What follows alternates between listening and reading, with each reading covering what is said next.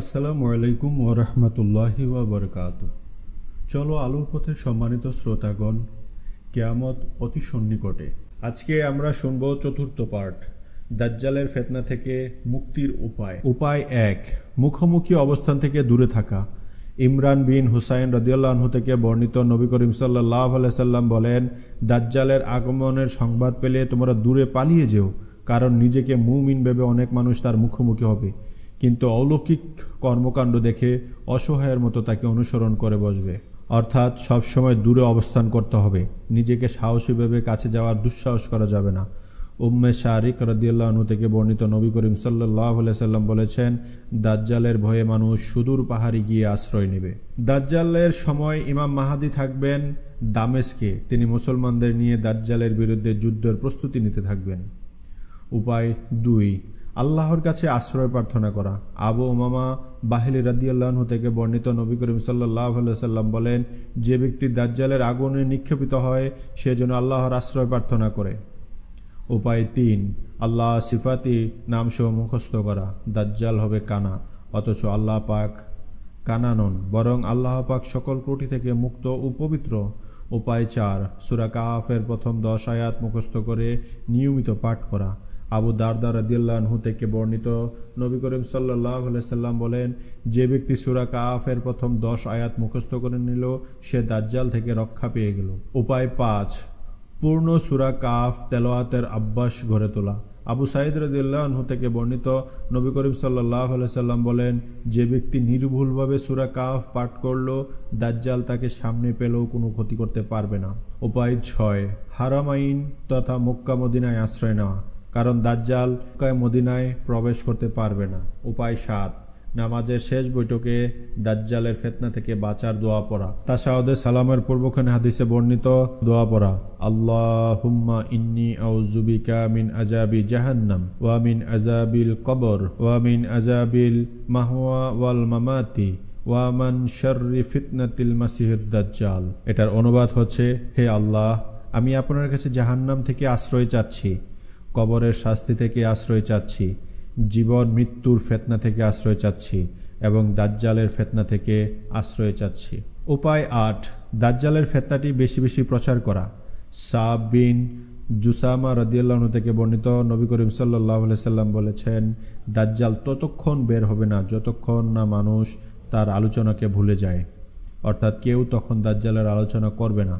ফিতনার অধিক্যের দারুণ তার ব্যাপারটি মানুষ ভুলে যেতে বসবে। দাজ্জালের ঘাতক কে হবেন? দাজ্জালের ঘাতক হবেন হযরত ঈসা আলাইহিস সালাম। মাজমা বিন জারিয়া রাদিয়াল্লাহু আনহা থেকে বর্ণিত, নবী করিম সাল্লাল্লাহু আলাইহি সাল্লাম বলেন, ঈসা বিন মারিয়াম দাজ্জালকে লুদ শহরের প্রধান ফটকের কাছে হত্যা করবেন। আবু হুরায়রা রাদিয়াল্লাহু আনহু থেকে বর্ণিত, নবী করিম সাল্লাল্লাহু আলাইহি সাল্লাম বলেন, মুসলমান তখন যুদ্ধের জন্য কাতারবন্দি করতে থাকবে। এমন সময় ফজরের ইকামতকালে ঈসা বিন মারিয়াম অবতরণ করবেন। অপর বর্ণনায় দামেস্কের পূর্ব প্রান্তে সাদা মিনারের কাছে ঈসা বিন মারিয়াম দুটি রঙিন চাদরে আবৃত হয়ে দুজন ফেরেশতাদের কাঁধে ভর করে অবতরণ করবেন। মাথা নিচু করলে টপ টপ পানি পড়বে, আবার উঁচু করলে ক্যাশগুচ্ছ সুশোভিত মতি সদৃশ্য দৃশ্যমান হবে। কোনো কাফেরের শরীরে তার নিঃশ্বাস পড়া মাত্রই মৃত্যুর কোলে ঢেলে পড়বে। যতদূর তার দৃষ্টি যাবে ততদূর তার নিঃশ্বাস গিয়ে পৌঁছাবে। অর্থাৎ ঈসা আলাইহিস সালাম এর দৃষ্টির মাধ্যমেই অর্ধেক শত্রুবাহিনী ধ্বংস হয়ে যাবে। সেনাপতি ইমাম মাহদী নামাজের ইমামতির জন্য সামনে এগিয়ে যাবেন। এমন সময় ঈসা নবীর অবতরণ হবে। ঈসা আলাইহিস সালামকে দেখে ইমাম মাহদী পিছনে ফিরে আসতে চাইলে কাঁধ হাতে রেখে বলবেন, তুমিই নামাজ পড়াও, তোমার জন্যই ইকামত দেওয়া হয়েছে। উম্মতে মুহাম্মদের জন্য এক বিরাট সম্মাননা যে এত বড় নবী সাধারণ একজন উম্মতির পেছনে নামাজ আদায় করছেন। সুবহানাল্লাহ। নামাজ শেষে বললেন, দরজা খুলো। পেছনে দাজ্জাল ও 70,000 ইহুদি অত্যাধুনিক রণসজ্জা সজ্জিত থাকবে। ঈসা আলাইহিস সালামকে দেখা মাত্রই দাজ্জাল পানিতে লবণ এনে গলে যাবে, পলায়নের উদ্দেশ্যে দৌড় দেবে। ঈসা আলাইহিস সালাম তার পিছু দাওয়া করে লুদ এলাকায় প্রধান ফটকের কাছে তাকে পেয়ে যাবেন। লুদ হচ্ছে বাইতুল মকদিসের সন্নিকটে প্রসিদ্ধ এলাকা। ইহুদিরা সেখানে অত্যাধুনিক সামরিক ঘাঁটি নির্মাণ করেছেন। সেখানেই তিনি দাজ্জালকে হত্যা করবেন। ফিরে এসে তিনি বর্ষার লেগে থাকা দাজ্জালের রক্ত মুসলমানদের দেখাবেন। অতঃপর ইহুদিদের ঢঙ্কা বেজে উঠবে, মুসলমান তাদের পিছু ধাওয়া করবে। প্রতিটি বস্তু সেদিন মুসলমানকে ডেকে বলবে, ওহে মুসলিম, আমার পেছনে ইহুদি আত্মগোপন করেছে, এদিকে এসো, একে হত্যা করো। তবে গারকাত বৃক্ষ মুসলমানদের ডাকবে না, কারণ তা ইহুদিদের রূপিত বৃক্ষ। অতঃপর ফিরে এসে ঈসা আলাইসাল্লাম মুসলমানদের চোখের অশ্রু মুছে দেবেন, তাদেরকে জান্নাতের সুসংবাদ শোনাতে থাকবেন। এমন সময় আল্লাহ ওহী নাজিল করবেন, ওহে ঈসা, এমন কিছু বান্দাকে আমি দুনিয়াতে প্রকাশ করতে যাচ্ছি যাদের মোকাবেলা করার শক্তি তোমাদের নেই। সুতরাং মুমিনদেরকে নিয়ে তুমি তুর পর্বতে চলে যাও, অর্থাৎ ইয়াজুজ এবং মাজুজের আবির্ভাব হবে। দাজ্জালের বিরুদ্ধে সবচেয়ে কঠোর বনী তামিম গোত্র। আবু হুরায়রা রাদিয়াল্লাহু আনহু বলেন, নবী করিম সাল্লাল্লাহু আলাইহি সাল্লাম মুখ থেকে শোনা 3টি কারণে বনী তামিমকে আমি অত্যন্ত ভালোবাসি। তারা দাজ্জালের বিরুদ্ধে সবচেয়ে কঠোর হবে। 1, তারা দাজ্জালের বিরুদ্ধে সবচেয়ে কঠোর হবে। 2, তাদের সাদাকা আসলে নবীজি বলতেন, এটি আমার প্রিয় জাতির সাদাকা। 3, বনী তামিমের এক মহিলা দাসী আয়েশা রাদিয়াল্লাহু আনহার অধীনে ছিল। হে আয়েশা, একে স্বাধীন করে দাও, সে বনী ইসরায়েলের মধ্য থেকে। আবু সাঈদ রাদিয়াল্লাহু আনহু থেকে বর্ণিত, নবী করিম সাল্লাল্লাহু আলাইহি সাল্লাম বলেন, দাজ্জাল থেকে মারাত্মক একটি বিষয় নিয়ে আমি তোমাদের উপর শঙ্কিত, সেটি হচ্ছে গোপন শিরক। মানুষ নামাজে দাঁড়াবে, প্রিয় মানুষটি তাকিয়ে আছে ভেবে সুন্দর করে নামাজ পড়বে।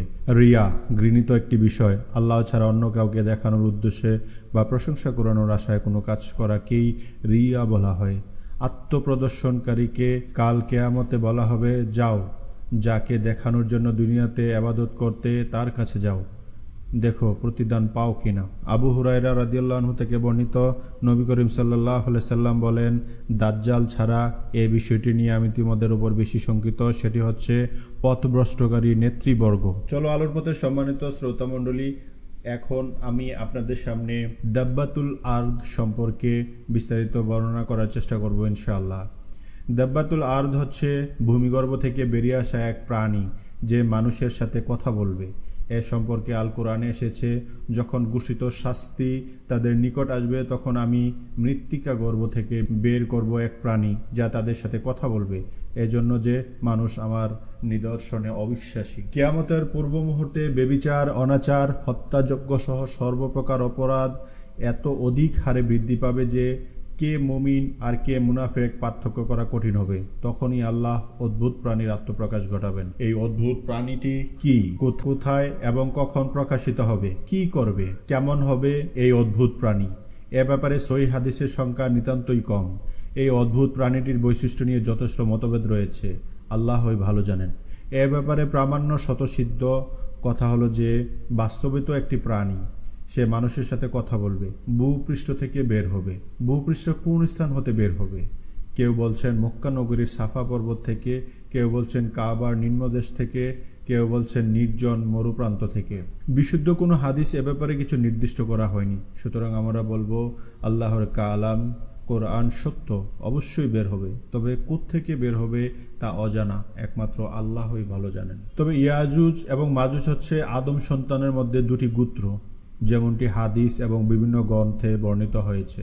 তাদের মধ্যে কিছু মানুষ অস্বাভাবিক বেটে, আবার কিছু অস্বাভাবিক লম্বা। কিছু অনির্ভরযোগ্য কথাও প্রসিদ্ধ যে তাদের মাঝে বৃহৎ কর্ণবিশিষ্ট মানুষও আছে, এক কান মাটিতে পিছিয়ে এবং অপর কান গায়ে জড়িয়ে বিশ্রাম করে। তা মূলত সহি নয়, বরং তারা হচ্ছে সাধারণ আদম সন্তান। বাদশাহ জুলকারনাইনের যুগে তারা অত্যাধিক বিশৃঙ্খলা জাতি হিসেবে প্রসিদ্ধ ছিল। অনিষ্টতা থেকে মানুষকে বাঁচাতে জুলকারনাইন তাদের প্রবেশ পথে বৃহৎ প্রাচীর নির্মাণ করেছিলেন। নবী করিম সাল্লাল্লাহু আলাইহি সাল্লাম বলে গেছেন যে ঈসা নবী অবতরণের পর তারা সেই প্রাচীর ভেঙে বেরিয়ে আসবে। আল্লাহর আদেশে ঈসা আলাইহিস সালাম মুমিনদেরকে নিয়ে তুর পর্বতে আশ্রয় নেবেন। অতঃপর স্কন্দের দিক থেকে এক প্রকার পোকা সৃষ্টি করে আল্লাহ তাদেরকে ধ্বংস করবেন। ইয়াজুজ মাজুজের ধর্ম কি? তাদের কাছে কি শেষ নবী দাওয়াত পৌঁছেছে? পূর্বেই বলা হয়েছে যে তারা হচ্ছে আদম সন্তানের এক সম্প্রদায়। হাফেজ ইবনে হাজার রহমতুল্লাহ আলাইহির মতে তারা নূহ আলাইহিস সালামের পুত্র ইয়াফিসের পরবর্তী বংশধর। কোনো এক ভ্রমণে আমরা নবীজির সাথে ছিলাম, সাহাবীগণ বাহন নিয়ে এদিক সেদিক ছড়িয়ে পড়ল। নবীজি পাঠ করলেন, হে লোক সকল, তোমরা পালনকর্তাকে ভয় করো, নিশ্চয়ই কিয়ামতের প্রকম্পন একটি ভয়ঙ্কর ব্যাপার। যেদিন তোমরা তার প্রত্যক্ষ করবে সেদিন প্রত্যেক স্তন্যদাত্রী তার দুধের শিশুকে ভুলে যাবে এবং প্রত্যেক গর্ভবতী তার গর্ভপাত করবে এবং মানুষকে তুমি দেখবে মাতাল, অথচ তারা মাতাল নয়, বস্তুত আল্লাহর আযাব বড় কঠিন। নবীজির উচ্চবাক্য শুনে সাহাবাগণ একত্রিত হতে লাগলেন। সবাই জড়ো হলে বলতে লাগলেন, তোমরা কি জানো আজ কোন দিবস? আজ হচ্ছে সেই দিবস যে দিবসে আদমকে লক্ষ্য করে আল্লাহ বললেন জাহান্নামের উৎক্ষেপণ বের করো। আদম বলবে, জাহান্নামের উৎক্ষেপণ কি হে আল্লাহ? আল্লাহ বলবেন, প্রতি 1099 জন জাহান্নামে আর একজন শুধু জান্নাতে। নবীজির কথা শুনে সাহাবাদের চেহারায় ভীতির ছাপ ফুটে উঠল। তা দেখে নবীজি বলতে লাগলেন, আমল করে যাও, সুসংবাদ গ্রহণ করো। সেদিন তোমাদের সাথে ধ্বংসশীল আদম সন্তান, ইয়াজুজ মাজুজ এবং ইবলিস সন্তানরাও থাকবে, যারা সব সময় বাড়তে থাকে। অর্থাৎ ওদের থেকে 999 জন জাহান্নামে আর তোমাদের থেকে একজন জান্নাতে। তবে সবাই তখন আনন্দ ও তৃপ্তির নিঃশ্বাস ছাড়ল। আরও বললেন, আমল করে যাও, সুসংবাদ গ্রহণ করো। ওই সত্তার শপথ যার হাতে আমার প্রাণ নিহিত, মানুষের মাঝে তোমরা সেদিন উটের গায়ে ক্ষুদ্র চিহ্ন বা জন্তুর বাহুতে সংখ্যা চিহ্ন সাদৃশ্য হবে। অর্থাৎ হাসরের ময়দানে ইয়াজুজ মাজুজ, পূর্ববর্তী ধ্বংসপ্রাপ্ত জাতি এবং ইবলিস বংশধরদের উপস্থিতিতে তোমাদেরকে মুষ্টিমেয় মনে হবে। ঠিক উটের গলার ক্ষুদ্র চিহ্ন আকলে যেমন দেখা যায়, হাসরের ময়দানেও তোমরা তেমন দেখাবে। হাদিসের আলোকে ইয়াজুজ মাজুজের শেষ পরিণতি হযরত খালিদ বিন আবদুল্লাহ আপন খালা থেকে বর্ণনা করেন। তিনি বলেন, একদা নবী করিম সাল্লাল্লাহু আলাইহি সাল্লাম বিচ্ছু দংশনের ফলে মাথায় ব্যান্ডেজ বাঁধা অবস্থায় ছিলেন। বললেন, তোমরা তো মনে করো যে তোমাদের কোনো শত্রু নেই, তোমরা যুদ্ধ করতে থাকবে, অবশেষে ইয়াজুজ মাজুজের উদ্ভব হবে। প্রশস্ত চেহারা, ক্ষুদ্র চোখ, কৃষ্ণ চুলে আবছা রক্তিম, প্রত্যেকে উচ্চ ভূমি থেকে তারা দ্রুত ছুটে আসবেন। মনে হবে তাদের চেহারা সুপরিসর বর্ম। যেভাবে প্রাচীর ভেঙে যাবে জুলকারনাইনের নির্মিত সুদৃঢ় প্রাচীরের দরুন, দীর্ঘকাল তারা পৃথিবীতে আসতে পারেনি। প্রাচীরের ওপর অবশ্যই নিজস্ব পদ্ধতি তারা জীবনযাপন করছে, তবে অদ্যাবধি তারা সেই প্রাচীর ভাঙতে নিরবিচ্ছিন্ন প্রচেষ্টা অব্যাহত রেখেছে। আবু হুরায়রা রাদিয়াল্লাহু আনহু থেকে বর্ণিত প্রাচীরের বর্ণনা দিতে গিয়ে নবী করিম সাল্লাল্লাহু আলাইহি সাল্লাম বলেন, অতঃপর প্রতিদিন তারা প্রাচীর ছেদন কার্যে লিপ্ত থাকে। ছিদ্র করতে করতে যখন পুরোটা উন্মোচনের উপক্রম হয়, তখনই তাদের একজন বলে, আজ তো অনেক করলাম, চলো বাকিটা আগামীকাল করব। পরদিন আল্লাহ পাক সেই প্রাচীরকে পূর্ব থেকেও শক্ত ও মজবুত রূপে পূর্ণ করে দেন। অতঃপর যখনই সেই সময় আসবে এবং আল্লাহ পাক তাদেরকে বের হওয়ার অনুমতি দেবেন, তখন তাদের একজন বলে উঠবে, আজ চলো, আল্লাহ চাহে তো আগামীকাল পূর্ণ খোদাই করে ফেলবো। পরদিন ওই পূর্ণ খোদাই করে তারা প্রাচীর ভেঙে বেরিয়ে আসবে, মানুষের ঘর বাড়ি বিনষ্ট করবে, সমুদ্রের পানি পান করে নিঃশেষ করে ফেলবে। ভয়ে আতঙ্কে মানুষ দূর দূরান্তে পলায়ন করবে। অতঃপর আকাশের দিকে তারা তীর ছুড়বে, তীর রক্তাক্ত হয়ে ফিরে আসবে। হযরত জয়নব বিনতে জাহশ রাদিয়াল্লাহু আনহা থেকে বর্ণিত, একদা সন্ত্রস্ত চেহারায় নবী করিম সাল্লাল্লাহু আলাইহি সাল্লাম তার ঘরে প্রবেশ করলেন। ধিক আরবের, তাদের অনিষ্টতা কাছিয়ে গেছে। হাতের 2 আঙ্গুল ইশারা করে বললেন, ইয়াজুজ মাজুজের প্রাচীর থেকে এতটুকু আজ উন্মোচিত হয়ে গেছে। বর্ণনাকারী জিজ্ঞেস করলেন, সৎ নিষ্ঠাবান ব্যক্তিবর্গ থাকতেও আমরা ধ্বংস হয়ে যাব? বললেন, হ্যাঁ, পাপাচার বেড়ে গেলে তাই হবে। হযরত নওয়াজ বিন সামান রাদিয়াল্লাহু আনহু থেকে বর্ণিত, নবী করিম সাল্লাল্লাহু আলাইহি সাল্লাম বলেন, অতঃপর আল্লাহ ইয়াজুজ মাজুজকে বের করবেন। তারা প্রত্যেক উচ্চভূমি থেকে অবতরণ করবেন। তাদের প্রত্যেক দল বুহাইয়া তাবারিয়া এসে নিমিষেই সমস্ত পানি পান করে ফেলবে। পরবর্তী দল এসে বলতে থাকবে, এখানে কোনো কালে হয়তো পানি ছিল। নবী করিম সাল্লাল্লাহু আলাইহি সাল্লাম বলেন, অতঃপর ইয়াজুজ মাজুজ জেরুজালেমের জাবালে খামরের দিকে গিয়ে বলবে, জমিনের অধিবাসীকে আমরা নিঃশেষ করেছি, এখন আসমানের অধিবাসীদের নিঃশেষ করব। একথা বলে তারা আসমানের দিকে তীর ছুটতে থাকবে। আল্লাহ তাদের তীরকে রক্তিম করে ফিরিয়ে দেবেন। ঈসা আলাইহিস সালাম ও তার সাথীদের অবরোধ করে ফেলা হবে। সেখানে তারা প্রচণ্ড ক্ষুধা এবং অভাবে দিন যাপন করবে।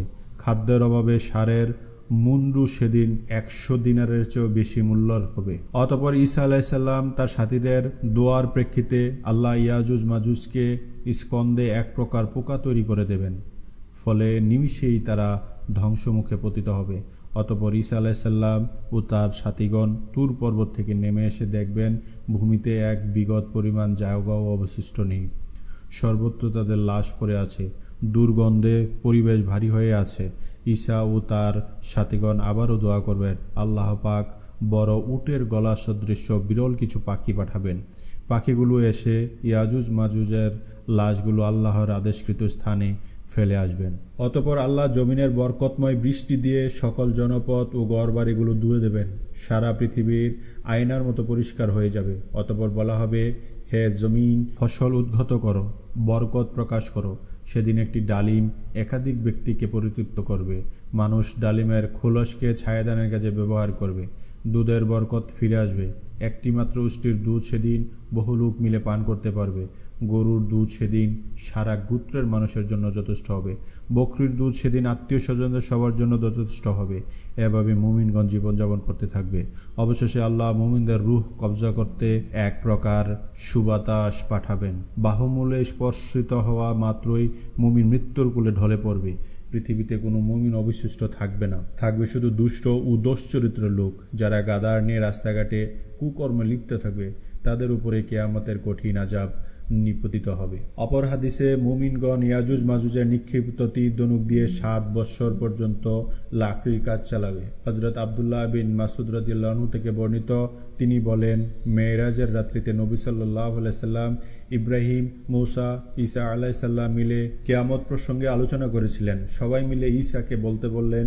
ঈসা আলাইহিস সালাম বললেন, দাজ্জালের হত্যার পর সকলেই নিজ দেশে গিয়ে দেখবে ইয়াজুজ মাজুজ বেরিয়ে এসেছে। সবাই দ্রুত পালিয়ে আমার কাছে চলে আসবে। আমি আল্লাহর কাছে দোয়া করব, আল্লাহ ইয়াজুজ মাজুজকে ধ্বংস করে দেবেন। সর্বত্র তাদের পচা লাশ পড়ে থাকবে। আবার আল্লাহর কাছে দোয়া করব, আল্লাহ আকাশ থেকে বৃষ্টি বর্ষণ করে তাদের লাশগুলোকে সমুদ্রে নিক্ষেপ করবেন। এভাবেই যখন ঈসা আলাইহিস সালাম মৃত্যুবরণ করবেন এবং আস্তে আস্তে পৃথিবীর অবস্থা সেই আগের মতোই হয়ে যাবে, পাপাচার, জেনা, অত্যাচার, জুলুম, রাহাজারি, খুন, ছিনতাই এগুলো বেড়ে যাবে, তখন আল্লাহ এক মৃদু বাতাসের দ্বারা মুমিনদেরকে উঠিয়ে নেবেন এবং কিয়ামত সংঘটিত করবেন সমস্ত পাপাচারদের বিরুদ্ধে। আসসালামু আলাইকুম ওয়া রাহমাতুল্লাহি ওয়া বারাকাতুহু।